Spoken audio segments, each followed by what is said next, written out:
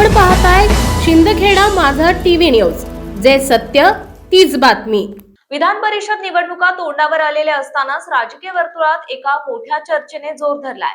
ही चर्चा आहे दोन्ही शिवसेना पुन्हा एकत्र येण्याची, आणि या चर्चेला हवा दिली आहे खुद्द ठाकरे गटाचे विधान परिषदेतील विरोधी पक्षनेते अंबादास दानवे यांनी।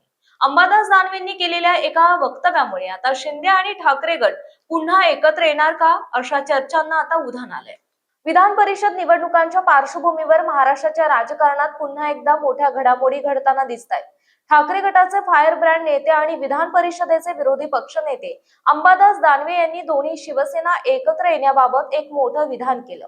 दोन्ही शिवसेना म्हणजेच उद्धव ठाकरेंची शिवसेना आणि मुख्यमंत्री एकनाथ शिंदेंची शिवसेना यांनी पुन्हा एकत्र यायला हवं, अशी इच्छा दानवेंनी व्यक्त केली।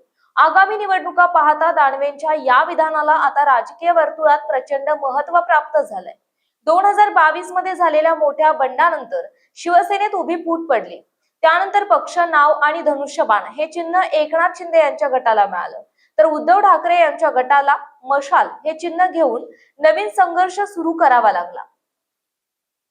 2 वर्षांहून अधिक काळ दोन्ही बाजूंनी एकमेकांवर टोकाची टीका केली असताना आता थेट एकत्र येण्याची भाषा झाल्याने अनेकांच्या भुवया उंचावल्यात।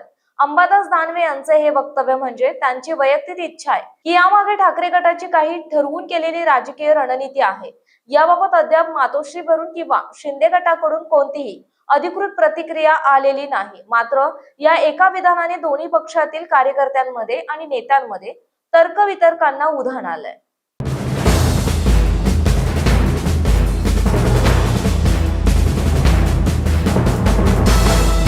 आपण पाहताय शिंदखेडा माझा टीव्ही न्यूज, जे सत्य तीच बातमी।